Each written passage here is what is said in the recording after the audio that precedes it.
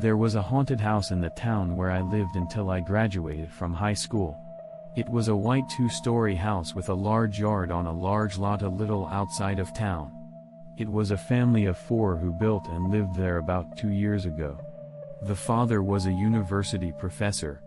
I remember that the mother was a kind person, and sisters who were not that much older than me. About a month after we started living there, the father hanged himself. My sister and mother were strangled to death. Forced suicide. The younger sister saw her father strangle her sister, ran away and hid, and survived her father's hand. The sister, left alone, was taken in by a distant relative. The house, which has lost all of its inhabitants, still stands in a strange appearance without being demolished. This was the haunted house I knew. During the summer vacation of my first year in high school, my classmates Karasawa and Takei and I planned to explore the haunted house. We planned to take pictures of the inside of the house and show them off to our classmates after the vacation. At the end of the night, we packed our backpacks with flashlights, cameras, and tools to enter the house, slipped out of the house, and gathered at the park where we were to meet by bicycle. It took about 20 minutes to get to the haunted house from the meeting place. A white house standing alone on the outskirts of town. Maybe it was the large yard, or maybe it was the way the white color looked at night, but it seemed isolated from the rest of the city. I parked my bicycle a short distance away and carefully searched around the house so that no one would see me. The door was locked and padlocked, and all the windows on the first floor were boarded up with no gaps. There were no boards on the second floor windows, but they were covered from the inside with newspaper, so there was no way to see inside. We decided to go around to the back of the house, where we could not be seen, and remove the boards blocking the small window near the kitchen door. The small window was a little high, so we piled up some large crates that were lying around the back of the house, built a foothold, and started removing the nails. It was easier than I expected to remove the boards. I looked in through the window, but it was pitch black and I couldn't see anything. I turned on my flashlight and shined it through the window. In the round light, I could vaguely see cupboards and tables. It appeared that the household goods had been left behind. To unlock the door, Karasawa tapped the window with the handle of a screwdriver. The glass makes a noise and breaks, and Karasawa puts his hand through the gap to open the window. The window is so narrow that one person can barely climb through. Karasawa, then Takei, dives head first into the window, being careful of the shattered glass. I was the last to go through the window, holding a flashlight in one hand. It was above the kitchen. As I climbed down from the window, I heard the sound of aluminum bubbling. The 2 men who had entered the kitchen before me were making huh and hum noises that I could neither understand nor admire, as they shone their flashlights on the kitchen. I crouched over the kitchen, turned on the flashlight, and looked around. The kitchen was clean. Of course, the floor, table, etc., all had a white makeup with a hint of dust. But everything was so neat and tidy that it looked as if it could be lived in as soon as it was cleaned. The dishes in the cupboards are so shiny that they could be used as they are. At any rate, I invited Karasawa and Takei to take a picture in front of the sink. "Karasawa, is that okay?" Takei said, looking at Karasawa's hand. Karasawa's hand was dripping blood.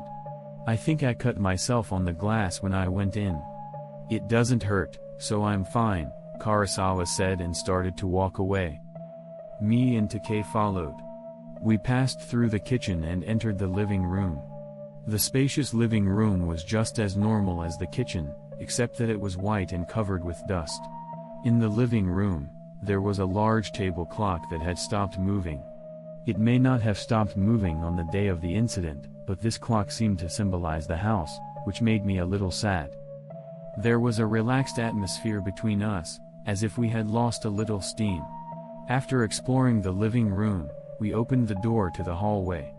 The hallway was, of course, completely dark. We all turned our flashlights to the end of the hallway. Doors to the left and right on the front side. One on the left. 2 to the right. Behind that, The stairs to the second floor were on the right, and at the far end we could see the front door. What do we do? Takei's voice sounded a little nervous. Let's go a little further.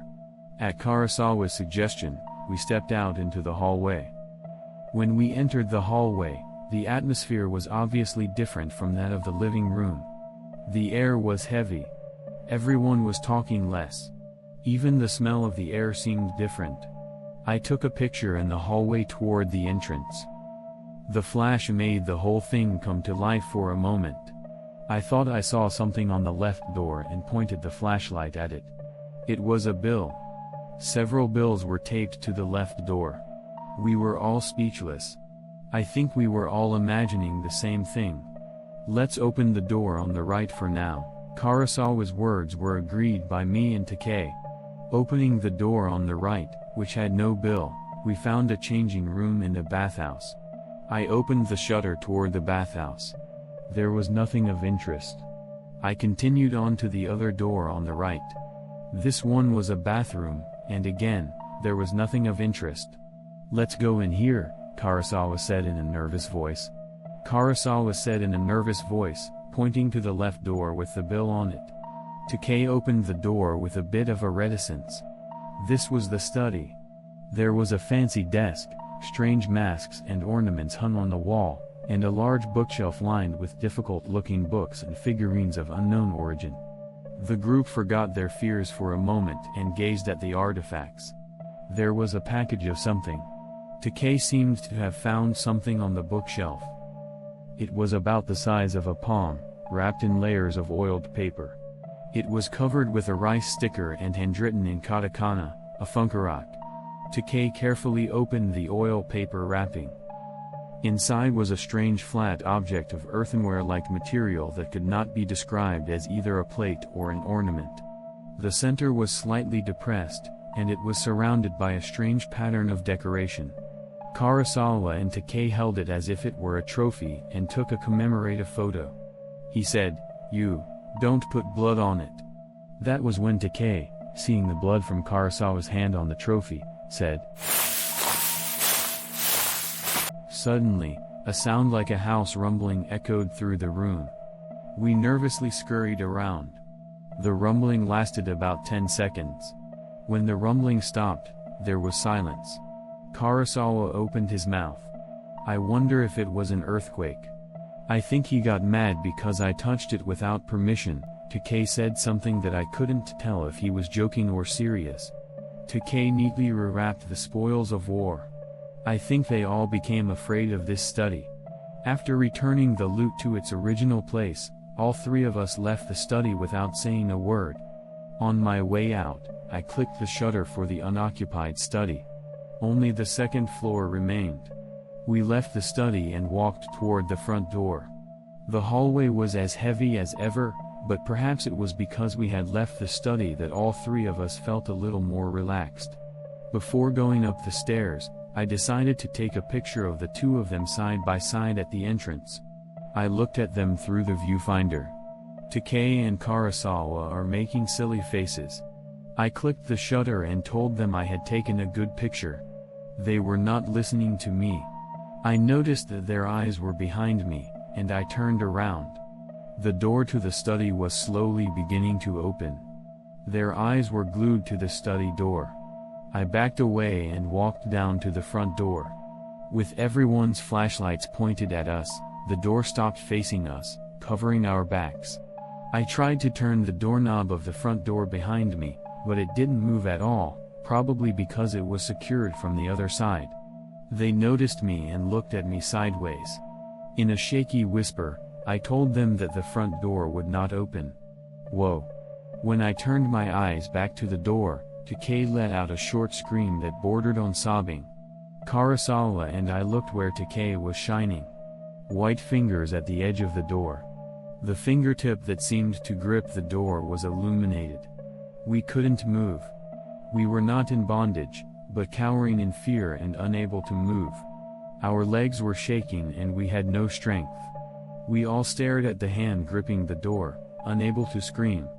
A change appeared at the door. A little black mass began to protrude above our hands. We just stared at it, shaking. The black mass was a head. A head protruding from the door at a right angle. Following the short black hair, eyes lined up vertically appeared from behind the door. The eyes were so wide open it was hard to believe they were human. The moment I saw his eyes, Karasawa screamed and started running up the stairs. Taking that scream as a cue, Takei and I also began to move as if our spell had been lifted, and the three of us each ran up the stairs, screaming. I ran up the stairs, following the light of my flashlight, which was shaking in all directions. My flashlight intermittently illuminated the two running in front of me. I chased after them desperately so as not to lose sight of them. Karasawa opened the door at the end of the hall, we ran into the room, and hurriedly closed the door. We couldn't quite take in the situation, and none of us could get a word in edgewise. Holding the door behind me, I looked around the room. The room was dark because the windows were covered with newspaper from the inside, but my eyes were accustomed to the darkness, and I could see the whole room without a flashlight. There was a desk by the window in the back, with knickknacks scattered on top. To the right was a closet and to the left was a bed. The whole room had a fancy feel to it, not unlike our current situation. We looked out the door under our breath. We didn't hear any creaking on the stairs or in the hallway. It's a crushing silence. I don't know how many minutes had passed, but it was time to calm down a little. I heard a man's voice in the distance. I heard a man's voice from far away, and I froze for a moment. The voice sounded distant, as if he was calling from the first floor. Maybe someone came to help. Takei said in a voice that sounded as if he was trying to squeeze out a word. Karasawa neither denied nor agreed, but merely shifted his gaze to Takei. It is certainly possible that someone heard our commotion outside and came. But I haven't heard any noises coming into the house until now. I was thinking about that. I heard the same voice calling again. Hearing the voice for the second time, Takei shouted loudly, unable to bear it. I'm here. Please help me. Karasawa and I did not shout. Perhaps Karasawa was also unsure of the identity of the voice from downstairs. Hey. I'm here, please help me. Oi. After Takei shouted for a moment, we put our ears to the door and listened for a reaction. A low voice came from just behind the door. Are you here? The three of them rushed away from the door, almost falling off their backs at the sudden sound of the low voice. All eyes were on the door. No matter how long we waited, there was no change at the door. That was scary. Karasawa and Takei were even more crushed by fear than I was. They knew where we were. We had to run, we had to run, we had to run. They knew where we were. Karasawa was muttering the same words repeatedly, probably due to fear. Takei, who had screamed in hopes of being saved, was sitting on the gymnasium floor, slumped over and shaking slightly. I tried my best to keep a calm tone and suggested to the two of them that they try to escape through the window. Karasawa responded. Well, maybe we can manage to get down to the second floor, yeah. That's right. But. Yeah. So. Karasawa started to ask herself questions in the middle of the conversation, so I grabbed her by the shoulders and shook her. Karasawa's head was shaking unsteadily. His eyes were a little out of focus, as if he couldn't see me. I called out to Takei for help. But Takei kept sitting down, slumped over and shaking. I had no choice but to leave them alone and began to peel off the newspaper from the window by myself. When the glass was exposed and I could see the distant light of a street lamp, I almost cried with relief. When I finished removing the newspaper from the window, I turned around to see what looked like figures in the window. Before I knew it, Karasawa and Takei were standing side by side with their backs to me. I asked them if they were okay, but they did not turn around. With his back to me, Karasawa began to speak in a hushed tone. It is dangerous to climb down from the window. I agree. Takei responded in a hushed tone. There was a rope in the next room. I'll go get it. I'll get you some rope. After saying this, the two of them started to walk away. I was stunned, and without a glance at me, they opened the door and walked out of the room. I became afraid of them and wondered whether I should run out of the window alone. Those guys are definitely not the two I know. But to abandon my friends and run away. I hear the sound of a door opening and closing, followed by a creaking sound in the hallway. In the quiet of the house, I could hear what sounded like a rustle through the walls. It sounded like two people were talking about something, but I couldn't make out what they were saying. I was listening to the wall, trying to hear what they were saying, when suddenly I heard them laughing. It was a very sickening laugh, and I had never heard two people laugh like that before. When I heard them laughing, I made up my mind to run away by myself. I tried to unlock the window, but whether it was because the lock was rusty or my fingertips were shaking, I couldn't do it. Before long, I heard a door open and close in the next room. I panicked and swung my fist down on the glass, but it didn't break. I hear a creaking sound coming from the hallway. I look around the room and quickly crawl under the bed. I kill my breath trying to muffle their presence. I heard the door open and they came in. I watched their shoes move from under the bed. They came in and stood still for a moment, as if they were checking to make sure I wasn't there. I see the ends of what looks like rope next to their shoes. I was a little relieved that they had indeed procured a rope. I thought about getting out from under the bed, but I was concerned about their earlier attitude and laughter, so I decided to watch them a little longer. The two shoes paused for a moment, and without saying a word, I started walking toward the window. When they stopped by the wall, I heard the lock on the window that I had had difficulty with open easily. The continuing sound of the window sliding on the rail. I heard Kurosawa's voice. "Let's tie him up here." "I guess so." As usual, there was no inflection in their voices. The two shoes together turned toward the desk, and there was a sign that they had been rummaging around for a while. After a while, they finished their work and turned their shoes to the window again. Then, perhaps they climbed up on the windowsill, and their shoes disappeared from my sight. I heard Kurosawa's voice. "Let's run away, then. Put them around your neck." "I guess so." As soon as Takei finished, the desk suddenly moved as if being pulled toward the window, and the leg of one of the desks floated a little.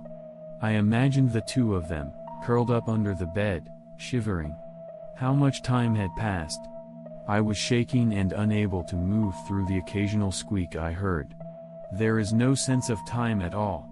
Time ticks by under the bed. I suddenly realized that, mixed in with the squeaking I had been hearing all along, I was hearing another squeak. It was coming from the end of the hallway across the door. Slowly but surely, it was coming closer to this room. The creaking sound stopped in front of the door. There was a moment of silence. I held my mouth with a trembling hand to keep my scream from escaping. The door opened with a light creak. The area around the door was too dark to see clearly, but there was a sign that someone was standing there watching me. Without moving, I stared at the darkness near the door. I saw a foot in my dark vision. It is a man's bare foot. A presence begins to move. The foot walks slowly. The foot walks slowly around the room. Perhaps it was the darkness, but the feet look strangely pale. The foot stops by the bed. My hand, which is holding my mouth, involuntarily tightens. I felt as if someone was suddenly going to look in here, and I desperately tried to hold back the urge to scream. My feet paused for a moment and then began to move slowly toward the door. The door opened, the feet were sucked into the darkness, and slowly the door closed. I heard a creak in the hallway, moving farther and farther away. I slipped out of bed, trying not to make a sound. If I stayed here, one day that thing would find me. The fear moved through my body. As I got out of bed, I saw the ropes in my vision. The two ropes tied to the desk were pinned outside the open window. They were pulled with great weight, and the desk seemed to be trapped by the window with its legs floating. There was another rope. It was tied to the desk in the same way, but the rope itself was placed on the desk. The end was tied into a loop about the size of my head. When I saw it, I felt a chill run down my spine. I knew I had to get away from the window, but the side of the rope left behind made it impossible for me to go near the window. I felt that if I went to the window, the same fate awaited me as those two men.